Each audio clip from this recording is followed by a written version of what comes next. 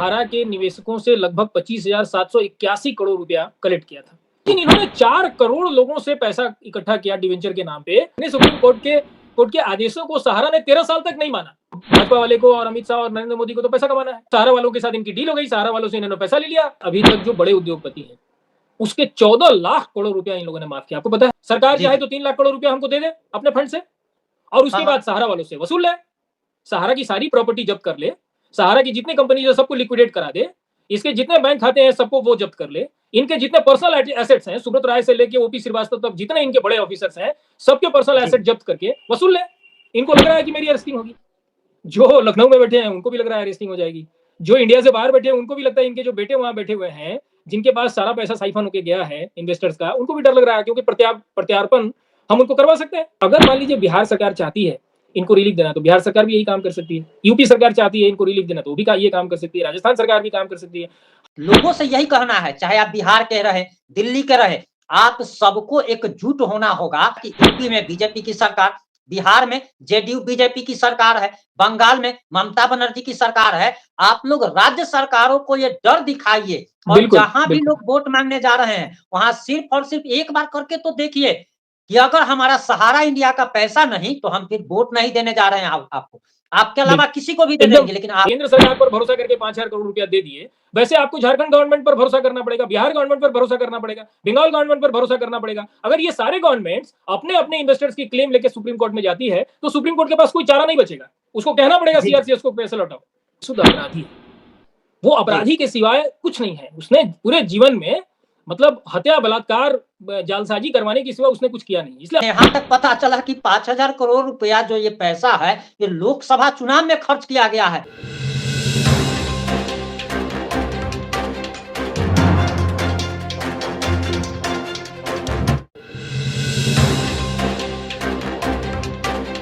नाम तो सहारा इंडिया है, लेकिन सहारा इंडिया ने करोड़ों लोगों को बेसहारा करके छोड़ दिया है। आज हमारे साथ सुप्रीम कोर्ट के वरिष्ठ अधिवक्ता, जो कि कोलकाता हाई कोर्ट एवं झारखंड रांची के हाई कोर्ट में भी प्रैक्टिस करते हैं, आज हमारे साथ जुड़े हैं और ये 30,000 सहारा निवेशकों की लड़ाई लड़ रहे हैं। इन्होंने पहली रिट दाखिल की थी और आज हमारे साथ वही अधिवक्ता अखिलेश श्रीवास्तव सर जुड़े हैं। सबसे पहले स्वागत है सर आपका। सर, आप सहारा की लड़ाई लड़ रहे हैं, ऐसे लोगों की लड़ाई जिसको सहारा ने बेसहारा कर दिया। बहुत सारे ऐसे लोग जो कि पैसे की आस में मर गए, बेटी की शादी नहीं हो पाई, बहुत सारे लोगों ने खुद की जान ले ली। आज बहुत सारे करोड़ों लोग बेसहारा हो चुके हैं। सर, आप ये जो लड़ाई लड़ रहे हैं, ये अभी आप कहाँ पे लड़ रहे हैं? क्या आपने झारखंड हाई कोर्ट में सर रिट दाखिल की थी? नहीं, मैंने झारखंड हाई कोर्ट में कोई रिट दाखिल नहीं किया। हम लोगों ने सीधे माननीय सर्वोच्च न्यायालय में ये पिटीशन दाखिल किया है। हमारा पिटीशन एडमिट हुआ है, लेकिन हमारे पिटीशन पर अभी तक सुनवाई नहीं हुई है। इसके अलावा एक पिनाक पानी मोहंती का भी मामला चल रहा है। मतलब ऑनरेबल सुप्रीम कोर्ट के 2 बेंचेस में सहारा का मामला चल रहा है। एक बेंच में सहारा सेबी का मामला है, जिसमें हमारा जो पिटीशन है, रिट पिटीशन, वो उसके साथ टैग हुआ है, और एक पिनाक पानी मोहंती का मैटर चल रहा है दूसरे बेंच में, जिसमें हम लोगों ने एक आईए लगाया है। इसी बेंच में जो पहले जस्टिस थे, उन्होंने सीआरसीएस को 5,000 करोड़ रुपया ट्रांसफर करवाया था सहारा सेबी के अकाउंट से। जी जी। तो सर, ये कहा जा रहा है कि 25,000 करोड़ रुपया सहारा इंडिया ने सेबी के यहाँ जमा किया, क्या ये सच्ची बात है? नहीं, सच बात नहीं है। देखिए, सहारा रियल एस्टेट और सहारा जो हाउसिंग कॉर्पोरेशन थी, ये दोनों जो कंपनी जो है अभी भी है, इन दोनों कंपनियों ने मिलके सहारा के निवेशकों से लगभग 25,781 करोड़ रुपया कलेक्ट किया था जी, जिसको वो लोग कहते थे डिवेंचर्स, करेक्ट। और वो डिवेंचर्स उन्होंने पब्लिक इशू नहीं किया। मतलब लगभग 4 करोड़ लोगों से उन लोगों ने ये पैसे कलेक्ट किए थे, लेकिन वो पब्लिक में नहीं गए। जैसे जब भी हम लोग शेयर इशू करते हैं किसी पब्लिक लिमिटेड कंपनी का, डिवेंचर इशू करते हैं, तो सेबी का जो गाइडलाइन है उसके तहत हम लोग उसको पब्लिक इशू निकालते हैं उसका। मतलब सारी कंपनी, हम लोग नहीं, मतलब जो कंपनियां हैं जो पब्लिक इशू करती है, चाहे शेयर अलॉट करे शेयर इशू करे या फिर डिवेंचर इशू करे, तो उनको एक पब्लिक डॉक्यूमेंट डिक्लेयर करना पड़ता है पब्लिक में। तो अच्छा। ये पब्लिक में गए नहीं, इन्होंने प्राइवेट प्लेसमेंट के माध्यम से, समझिए कि प्राइवेट प्लेसमेंट में केवल 50 मेंबर्स को ही अलाउड है, मैक्सिमम 50 लोगों को, यानी कि 50 अच्छा। लोग, क्योंकि प्राइवेट लिमिटेड कंपनी पहले बनती थी केवल 50 लोगों को लेकर, 50 लोगों से जी। ज्यादा मेंबर होने से वो पब्लिक लिमिटेड कंपनी हो जाती थी, ठीक है। तो नियम ये जी। था कि अगर 50 लोगों को आप शेयर इशू करते हैं या 50 लोगों को आप डिवेंचर इशू करते हैं, तो उसको पब्लिक इशू नहीं माना जाएगा। जी। लेकिन इन्होंने 4 करोड़ लोगों से पैसा इकट्ठा किया डिवेंचर के नाम पे, और इन्होंने पब्लिक इशू नहीं किया। मतलब सेबी के सारे गाइडलाइन का वायलेशन किया, कंपनीज एक्ट के सारे गाइडलाइंस का वायलेशन किया। उसके चलते वो मामला गया, और 31 अगस्त 2012 को माननीय सुप्रीम कोर्ट ने कहा कि ये सारा का सारा जो पैसा आपने लिया है, 25,781 करोड़, ये सारा का सारा अवैध है, आप इसको वापस करिए। और सेबी को कहा कि जी। इनसे पैसा लीजिए। तो उस वक्त सहारा वालों ने केवल 15,000 करोड़ रुपया जमा करवाया। वो 15,000 अच्छा। करोड़ रुपया इंटरेस्ट के साथ बढ़ के 25,000 करोड़ रुपया हो गया। समझ गए, मतलब जो सहारा जी। सेबी अकाउंट में है। इन्होंने बाकी 10,781 करोड़ रुपया विद इंटरेस्ट, क्योंकि वो तो केवल मूलधन आपको नहीं देना था ना, उस समय जी। के आसपास इनको सारा इंटरेस्ट वगैरह मिला के लगभग 50,000 करोड़ रुपया जमा करना था। आज की तारीख में सेबी वाले मांग रहे हैं 62,000 करोड़ रुपया, क्योंकि उन्होंने जमा नहीं करवाया 10,781 करोड़, करेक्ट। तो इन्होंने केवल जी। 15,000 करोड़ जमा करवाया। 15,000 करोड़ रुपया में इंटरेस्ट ऐड होके बढ़ के ये पूरा 25,000 करोड़ रुपया इनके अकाउंट में रहा, यानी कि सेबी सहारा के अकाउंट में। उसमें से 5,000 करोड़ अमित शाह ने ट्रांसफर करवाया सीआरसीएस को, ताकि जो सोसाइटी वाले लोग हैं, सोसाइटी वाले इन्वेस्टर्स हैं, उनको वो पैसा दिया जा सके। अच्छा सर, ये सहारा ने कौन से ईयर में पैसा जमा कराया सेबी के पास 15,000 करोड़? 2012 2012 में। 2012। यस। यानी कि अब इस बात को लगभग 13 साल हो चुके 10 हैं। हाँ 13 13 साल हो साल चुके। में 13 साल 13 में साल हो माननीय चुके हैं। सुप्रीम कोर्ट जो है, 13 साल में माननीय सुप्रीम कोर्ट ने 10,000 करोड़ रुपया जमा नहीं करवा सकी। मुझे ये कहना चाहिए सर, सहारा माननीय सुप्रीम कोर्ट को जमा नहीं करना था, सहारा को करना, लेकिन माननीय सुप्रीम कोर्ट के आदेशों को सहारा ने 13 साल तक नहीं माना, और 10,781 करोड़ रुपए प्लस इंटरेस्ट, जो आज की तारीख में सब मिला के 62,000 करोड़ रुपया होता है, वो सहारा ने आज तक जमा नहीं किया। सर, आपको नहीं लगता है कि ये दादागिरी नहीं तो और क्या है कि जब न्यायपालिका जो ये सबसे बड़ी है। गुंडागर्दी है, ये गुंडागर्दी है, जालसाजी है, और वो इसलिए है कि न्यायपालिका कहीं ना कहीं से सॉफ्ट है, और सरकार जी। तो पूरी मिली हुई है। देखिए सर, न्यायपालिका क्या करेगी, जो एग्जीक्यूटिव है वो तो सरकार के हाथ में है। अब अमित शाह देखिए, अमित शाह की बदमाशी देखिए। पहले आपने कहा कि माननीय सुप्रीम कोर्ट ने भी उसको एक्नॉलेज किया, और सहारा ने कहा कि हमने पैसे इकट्ठा किए डिवेंचर होल्डर्स से, और उसमें कितना इकट्ठा किया, 25,781 करोड़, और उसमें से 15,000 करोड़ इन्होंने जमा करवाया सहारा सेवी अकाउंट में, माननीय ऑनरेबल सुप्रीम कोर्ट की जो जजमेंट आई आदेश 21/8 2000, हाँ उसके बाद 2012 के बाद। अब देखिए अमित शाह जाके क्या कह रहा है माननीय सुप्रीम कोर्ट में, वो कह रहा है कि माय लॉर्ड, आपके पास 25,000 करोड़ रुपया है, ये तो इसका तो इसके जो डिवेंचर होल्डर्स हैं, मतलब इसके जो लेनदार हैं, वो तो मिल नहीं रहे हैं, तो आप इसमें से 5,000 करोड़ रुपया दे दीजिए, हम इसमें ये 5,000 करोड़ सोसाइटी वाले को दे देंगे। अब उस समय माननीय जस्टिस थे एमआर शाह ने एक शब्द नहीं पूछा कि भाई डिवेंचर होल्डर का पैसा तुम सोसाइटी वालों को कैसे दे दोगे, नहीं पूछा। अमित शाह ने गुहार लगाई, और एमआर शाह साहब ने आदेश पास कर दिया, पैसा ट्रांसफर हो गया 5,000 करोड़ रुपया। अब आइए इसके पीछे के बैकग्राउंड में, अमित शाह को क्या पता था। अमित शाह ने पहले होमवर्क करवाया। अमित शाह का घेराव हुआ था इंदौर में, शायद कहीं जब ये गए थे चुनाव के प्रचार में, तो इनको घेरा था, लोगों ने घेरा था, तो पहले इन्होंने होमवर्क करवाया। उसके बाद इनको लगा कि अरे इसके पास तो बहुत पैसा है, हमारे फंड में बहुत पैसा आ सकता है, भाजपा के फंड में बहुत पैसा मिल सकता है। तब इन्होंने पूरी प्लानिंग की, और जाके माननीय सुप्रीम कोर्ट को कहा कि 5,000 करोड़ हमको दे दीजिए, हम सोसाइटी वालों को दे दिया। सुप्रीम कोर्ट ने नहीं पूछा कि भाई डिवेंचर वालों का पैसा सोसाइटी को क्यों देगा, क्यों अमित शाह ने कहा, और क्यों सुप्रीम कोर्ट ने नहीं पूछा, इसको समझिए।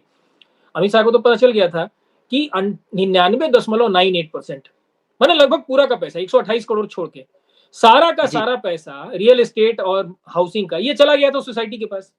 तो सरकार को मालूम था ये बात, ठीक है। सरकार के फाइनेंस मिनिस्टर ने 2 बार संसद में इस बात को कहा कि सहारा रियल एस्टेट और सहारा हाउसिंग के सारे पैसे चले गए हैं सोसाइटी में, ये माना, तब तुमने 5,000 करोड़ क्यों मांगा?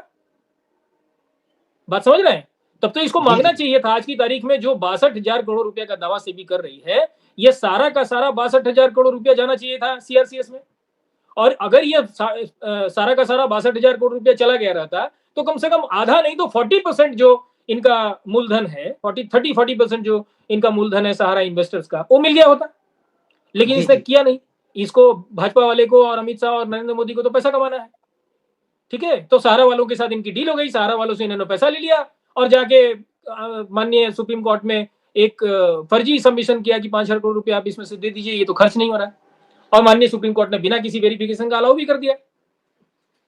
आप एकदम सही बोल रहे हैं। जी नरेंद्र मोदी की सरकार और अमित शाह इतने बड़े फ्रॉड निकल चुके हैं। जरा देखिए सर कि सरकार अगर चाहे तो क्या नहीं कर सकती है। महाकुंभ में हजारों करोड़ रुपया जो खर्च किया गया है, एक पूरा का पूरा शहर मात्र 3 महीने में बसा दिया गया। अभी जी बिहार में सीएम नीतीश कुमार प्रगति यात्रा पर है, रातों रात जो है सो गांवों का कायाकल्प हो जा रहा है। जी मैंने ये सिर्फ बात आपको इसलिए बताई कि सरकार अगर अपने आप पे आ जाए तो क्या नहीं कर सकती है। सरकार चाहती है तो पाकिस्तान में घुस करके मारती है, लेकिन भारत में जिसके पास हजारों करोड़ की संपत्ति है, अगर वो दे नहीं रहा है तो उसकी संपत्ति की नीलामी करके सहारा के निवेशकों को पैसा इसलिए नहीं मिल रहा है क्योंकि सरकार की ही मानसिकता ठीक नहीं। जी, मैं आपको थोड़ी सी बात बताता हूँ इसमें। जी सरकार ने अभी तक जो बड़े उद्योगपति हैं, उसके 14 लाख करोड़ रुपया इन लोगों ने माफ किया। आपको पता है? ये तो जी अखबारों में जी छपता ही रहता है, रोज ही छपता रहता है, मीडिया पर तो पूरा छाया हुआ है, सोशल मीडिया पे। जिस सरकार ने बड़े उद्योगपतियों का 14 लाख करोड़ रुपया माफ किया, वो सरकार चाहे तो बहुत आराम से 3 लाख करोड़ रुपया हमारा बनता है। सहारा कुछ निवेशकों नहीं। का इंटरेस्ट के साथ लगभग 3 लाख करोड़ रुपया बनता है। सरकार जी चाहे जी तो 3 लाख करोड़ रुपया हमको दे दे अपने फंड से, और हाँ उसके बाद हाँ सहारा वालों से वसूल ले। सहारा की सारी प्रॉपर्टी जब्त कर ले, सहारा की जितनी कंपनी जो सबको लिक्विडेट करा दे, इसके जितने बैंक खाते हैं सबको वो जब्त कर ले, इनके जितने पर्सनल एसेट्स हैं, सुब्रत राय से लेके ओपी श्रीवास्तव तक जितने इनके बड़े ऑफिसर्स हैं, सबके पर्सनल जी एसेट जब्त करके वसूल ले। अगर इनके सारे एसेट्स अगर वसूले जाएं और इनके जितने पैसे ट्रांसफर हुए हैं इंडिया से बाहर, वो सारे अगर जब्त कर लिया जाए, जो सरकार कर सकते हैं क्योंकि सरकार के पास पावर है। सरकार अगर कर ले तो जो 3 लाख करोड़ सरकार हमको देगी, वो 3 लाख करोड़ रुपया इनको वापस मिल जाएगा सहारा से। लेकिन अमित शाह और नरेंद्र मोदी को तो करना नहीं है ये सब। नरेंद्र मोदी और अमित शाह को ड्रामा करना है, नौटंकी करनी है, उनको चुनाव लड़ना है। उनको वो 50,000, 20,000 करोड़, 25,000 करोड़, 50,000 करोड़ सहारा वालों से लेंगे, चुनाव लड़ेंगे और हमको 5,000 करोड़ का झुंझुना थमाएंगे, वो भी मिल नहीं रहा है। आप देख लीजिए अब सीआरसीएस की क्या हालत है। पूरा पोर्टल एक फेलियर है, फ्रॉड है। जितना बड़ा अमित शाह फ्रॉड है, उतना बड़ा वो पोर्टल फ्रॉड हो गया अभी। सर ऐसा भी तो है कि ये लोगों के पास चुनाव जीतने के लिए, इसमें आपको लगता नहीं है कि सरकार के साथ साथ लोगों की भी गलती है। सरकार किसी भी राज्य में, अभी जैसे मध्य प्रदेश का आप ले लीजिए, महाराष्ट्र का ले लीजिए, झारखंड का ले लीजिए, 2-2 हजार, 2,500 रुपया कहीं पे मैया सम्मान योजना, कहीं पे लाडली बहन योजना, तो कहीं पे कुछ योजना करके 1,000-2,000 में लोग बिक रहे हैं। सर मैं आपको बताऊं कि मैं पिछले 2 साल से अपने चैनल के माध्यम से लगातार लोगों से आह्वान कर रहा हूं कि सबको एकजुट होने की जरूरत है। 2024 का लोकसभा चुनाव चल रहा था, मैंने लोगों से निवेदन किया, अपील किया कि ये लोग जहां भी जा रहे हैं, इनको काले झंडे दिखाए जाए, इनका विरोध किया जाए कि आखिर अगर आप पैसा अगर नहीं देते हैं तो पैसा नहीं तो फिर हम वोट नहीं देंगे। लेकिन लोग की भी गलती है सर कि लोग ये देखते हैं कि उसका पैसा फंसा हुआ है, हमारा तो पैसा नहीं फंसा हुआ है। कहीं ना देखिए कहीं आप पब्लिक भी दोषी है। प्रिंस जी, आप जी बिल्कुल सर। सही कह रहे हैं। अगर लोग जी यूनाइटेड सर। होते और लोग अगर तय करते कि बीजेपी वालों को हम वोट नहीं देंगे, और उनको कहते कि अगर नहीं दिया मेरा पूरा पैसा, 3 लाख करोड़ रुपया हमको नहीं मिला तो हम वोट नहीं देंगे, तो बीजेपी तो हार जाती, चुनाव हाँ हाँ जीतती नहीं। हाँ। तो लोग जी यूनाइटेड नहीं है। लेकिन जहां लोग यूनाइटेड है वहां क्या हो रहा है देखिए। आप रांची से हैं शायद, जी। पॉजिटिव इंडिया तो रांची की है। देखिए यहाँ पे तीस बिहार हजार लोग झारखंड। यूनाइट हुए।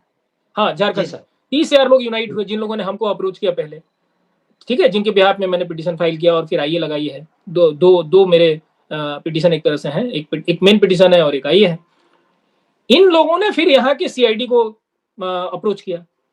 इन लोगों जी ने फिर यहाँ के मुख्यमंत्री को अप्रोच किया। ये गए वहां, गुहार लगाई कि देखिए ये चुनाव के दौरान सब ये घटनाएं हुई थी। ये लोग गए, उनसे मिले। फिर जो डीआईजी के जो प्रमुख हैं, सॉरी सीआईडी के जो प्रमुख है डीआईजी साहब, उनके पास ये लोग गए और एफआईआर के बाद उनको सारी वस्तु स्थितियों से इन लोगों ने अवगत कराया, सारे डॉक्यूमेंट्स प्लेस किए। तो फिर झारखंड गवर्नमेंट ने ये तय किया कि हम इसमें काम करेंगे, मतलब हम इसमें कार्रवाई करेंगे। तो झारखंड गवर्नमेंट ने सबसे पहले तो ये किया कि जितने सहारा के ऑफिस उसको बंद करवाया। उसके बाद उसके लोगों को कहा कि झारखंड में हमारे जो इन्वेस्टर हैं उनका जितना पैसा लगा है उसका पूरा हिसाब दो, नाम सहित। ये लोग दे नहीं रहे हैं। अभी शायद 1 या 2 दिन पहले, 2 दिन पहले, मतलब हाँ फ्राइडे को शायद, हाँ नहीं, फ्राइडे को कुछ लोग आए थे, कुछ वकील आए थे दिल्ली हाई कोर्ट के, हमारे जो डीआईजी साहब हैं उनसे मिलने के लिए कि हमारा ये चलने दीजिए, ऑफिस चलने दीजिए। ऑफिस क्यों चलने देंगे? तुम्हारा ऑफिस तुम चलाओगे तो फिर पैसे लोगे। तुम अभी 3 लाख करोड़ रुपया तुम्हारे ऊपर बकाया है, तुमको देना है, उसका 1 रुपया तुम अभी देने की हालत में नहीं हो। सारा पैसा तुम या तो साइफन कर लिए हो या एम्बे वैली जैसे प्रोजेक्ट में लगा चुके हो। शायद आपको पता है कि इनका सहारा के जो निवेशक हैं, मतलब सोसाइटीज में, उनका टोटल डिपॉजिट होगा विद शेयर, क्योंकि वो शेयर भी खरीदे हैं, लगभग 1,10,000 करोड़, 1,10,000 करोड़ से 1,20,000 करोड़ के आसपास मोटे तौर पर। उसमें से आधा से ज्यादा 62,643 करोड़ जो है ये रियल एस्टेट में लगा चुके हैं। रियल एस्टेट में इनको लगाने का कोई पावर नहीं था, क्योंकि जो हमारा मल्टी एस्टेट कोऑपरेटिव सोसाइटी है उसकी सेक्शन 64 है, वो ये कहती है कि आप पैसे ले सकते हैं, लेकिन आप या तो मल्टी स्टेट कोऑपरेटिव सोसाइटी में वो पैसा रखेंगे, या बैंक में रखेंगे, या गवर्नमेंट सिक्योरिटीज में लगाएंगे, ताकि पैसा बिल्कुल सुरक्षित रहे हमारा। इन लोगों ने कहा लगाया रियल एस्टेट में। तो 62,643 करोड़ रुपया जो है, मैंने आधा से ज्यादा हमारी जो पूंजी है वो तो चली गई रियल एस्टेट में। तुम पैसा लौटाओगे कैसे? है ना? तो ये तो फ्रॉड है ना, ये तो आपने लॉ वायलेट किया, फ्रॉड किया। तो अब ये सारी चीजें जो है जी, और लगातार फ्रॉड हो रहा है सर, लगातार बहुत सारे ब्रांचेस में पैसा भी लिया जा रहा है। हाँ, ये जो 2 वकील आए थे वो बस यही उनका ये था कि हमको चलाने दीजिए। तो हमको लगता है कि ये लोग भी थे, रिप्रेजेंटेशन दोनों तरफ से था, सहारा की तरफ से भी था, और हमारे जो निवेशक है जिन्होंने हमको अप्रोच किया वो लोग भी थे। तो उन्होंने कहा कि भाई पैसा दीजिएगा कैसे, ये बताइए, आपके पास पैसा है कहाँ, पैसा कितना है हमारा झारखंड के निवेशकों का, आपके पास वो पैसा है कहाँ और देंगे कब और कैसे देंगे? इसका उनके पास कोई जवाब नहीं था। बोले कि नहीं, हम लोग तो केवल बात करने के लिए आए हैं कि आप ऑफिस चलाया जाए। तो ऑफिस चलाया जाए, तुम फिर पैसे लोगे?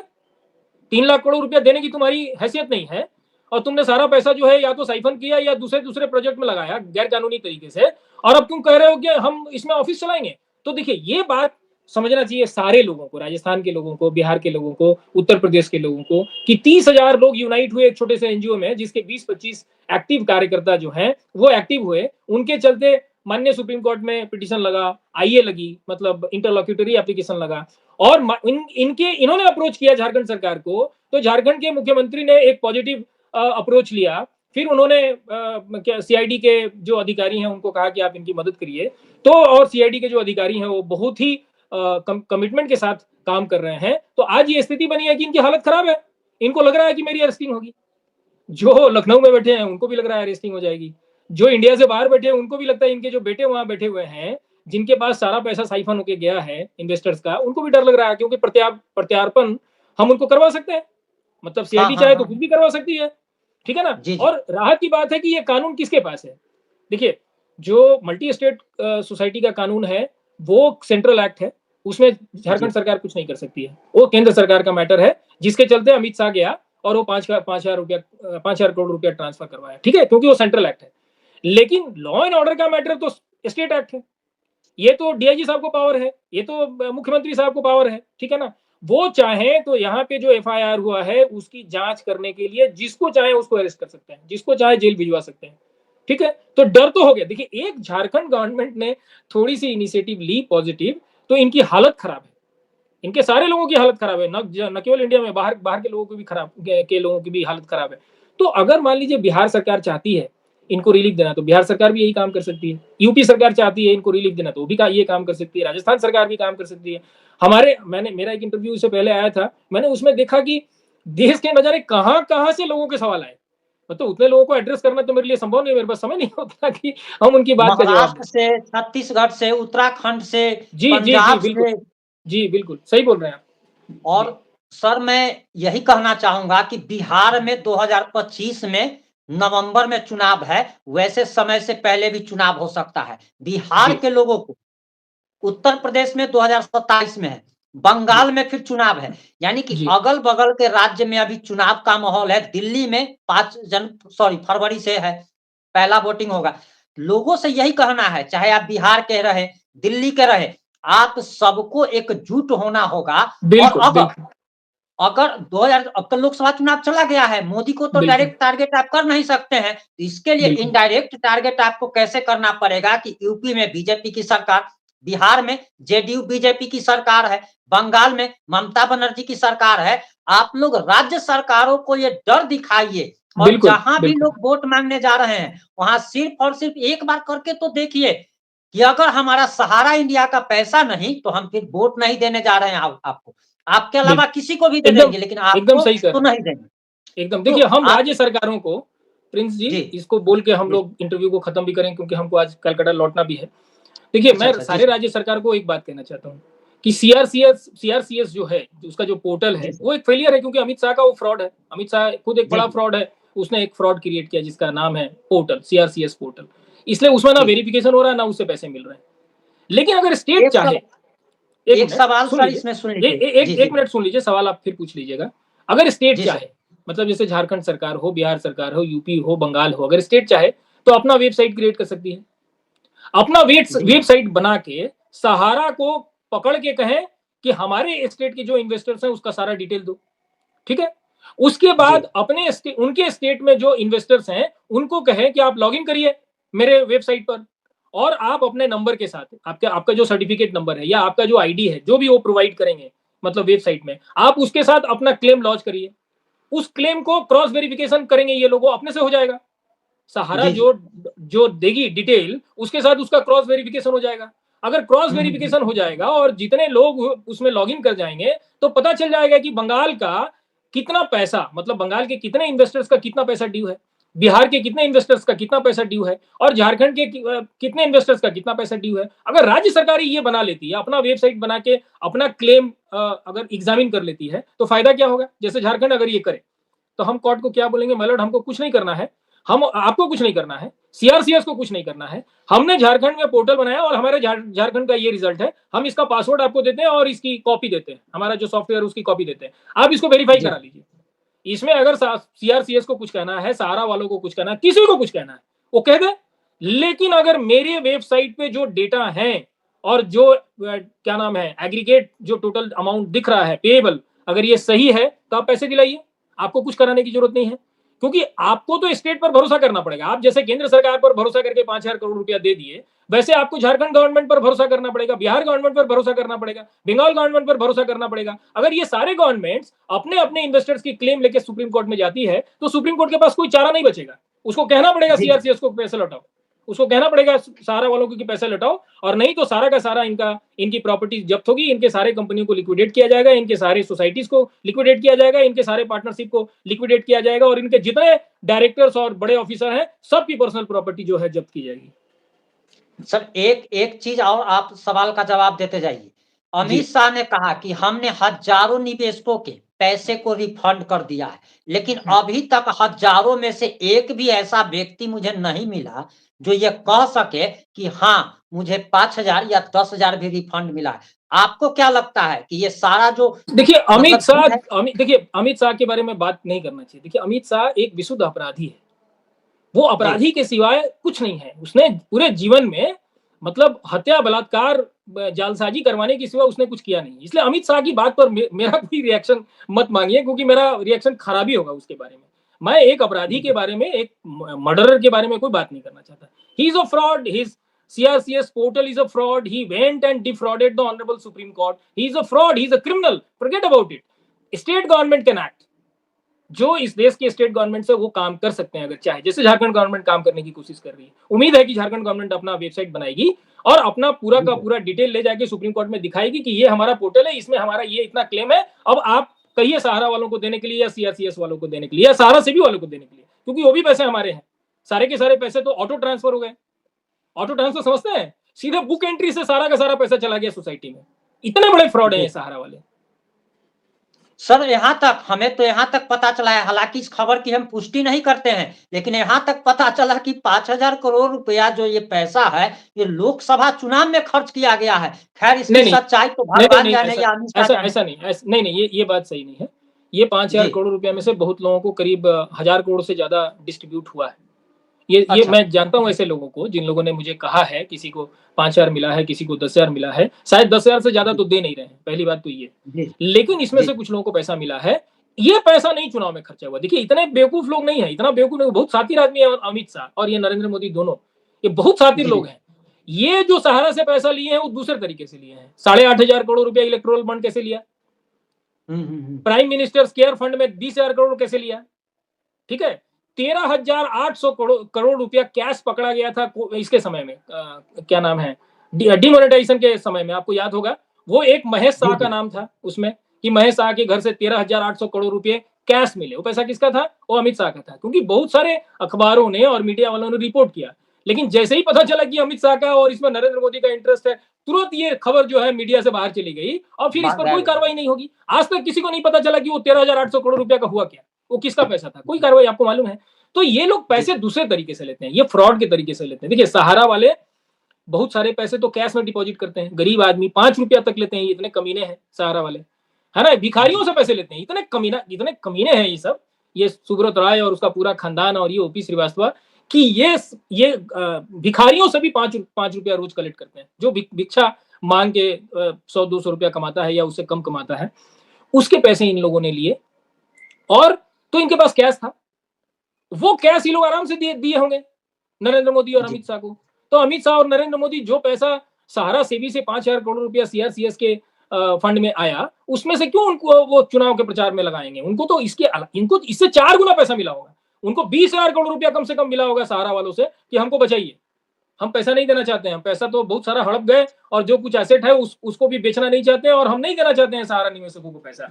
तो 20,000 करोड़ रुपया लेके ये दलाली कर रहा है अमित शाह, दलाली करने गया था ये जी। सुप्रीम कोर्ट, पैसा दिलाने थोड़ी गया था। सर आपने अपना कीमती समय दिया इसके लिए बहुत-बहुत धन्यवाद। आपको कहीं अभी जाना भी है, आपको जी निकलना जी है, जी वरना जी अभी बहुत सारे सवाल हमारे अभी बाकी रह गए हैं। हम आपसे जी बस यही एक निवेदन करेंगे कि अगली बार आप हमें अपना कीमती समय दें, जब भी आपके पास समय हो और फिर से हम लोग जुड़े और इसी मुद्दे पर इस चर्चा को आगे बढ़ाएँ। जी। नमस्कार। बहुत-बहुत बहुत बहुत धन्यवाद सर, बहुत बहुत-बहुत बहुत धन्यवाद सर।